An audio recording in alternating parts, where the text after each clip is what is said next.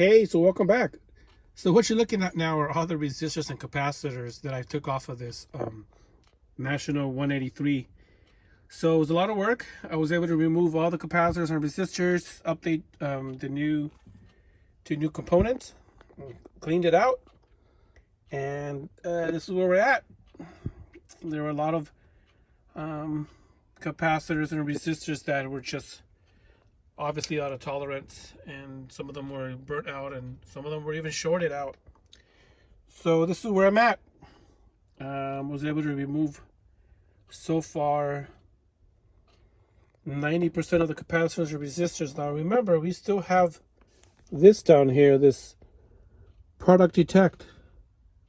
So I gotta figure this out. I gotta go ahead and write up a little quick schematic on how this is wired in there.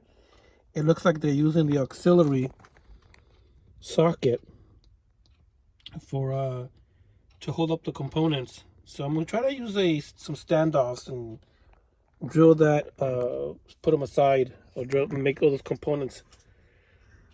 Maybe put them down here somewhere. Maybe put a little standoff right here and mount all those components there instead of on top of that socket. Make it look a little bit cleaner. So this is where I'm at. All the components have been replaced so far. I do want to go ahead and start swapping out these switches. I have a new switch. I'm gonna do the switch. I'm gonna do these switches too. Go ahead and replace those as well. And some of these pots, I have some pots that I have in my bin, and I'm gonna start replacing those too. So let me zoom in so I can show you what I've done.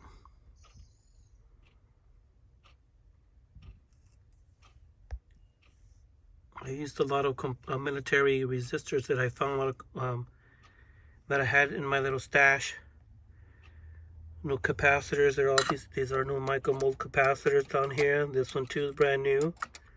Make sure they're within tolerance, and make sure I test it for leakage. They're all good. This is brand new. There's the drop-in resistor. There's two in parallel, 2 equal 5K.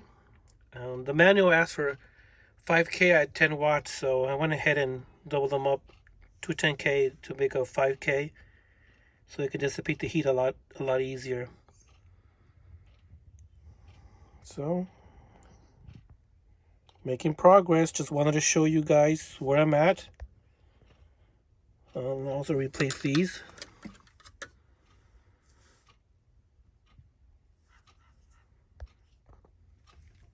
And it's a lot of work. You know, I'm not sure how much technicians charge for swapping capacitors and resistors. Oh, here's one that I missed. See down here? We gotta start working on this one. I wonder how much the technician would charge hourly to go ahead and swap all these components out. Now, mind you, it took me 2 days, 6 hours a day, non-stop.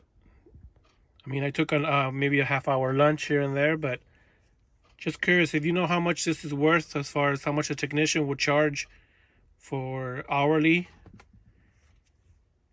Go ahead and put in the comment section. I didn't really want to know how much is something like this goes for as far as servicing. One thing is for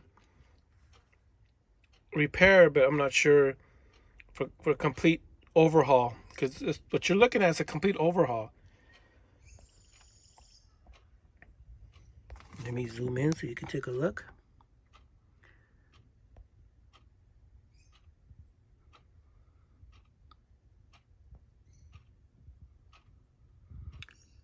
So yeah, like I was mentioning, I mean, it's a lot of work.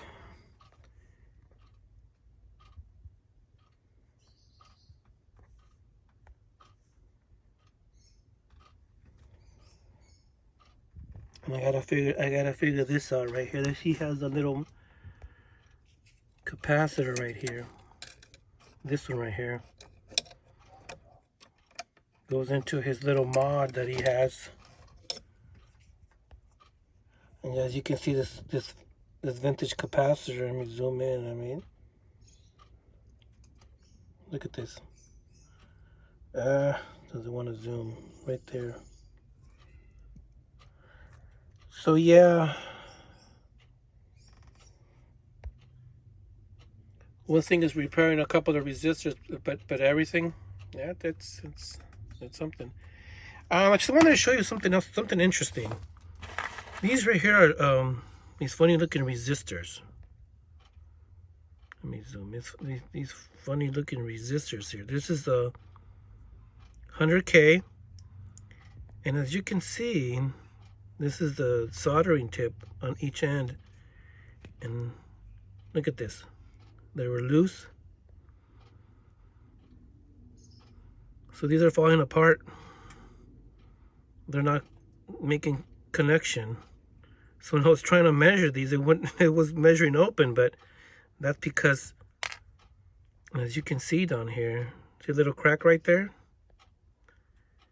That little crack is what opens up the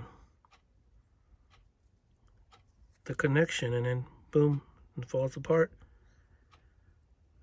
So yeah, this receiver was full of those faulty resistors. Then you have this resistor here. There's a wire round. Boy. And some of these little tiny half-watt resistors.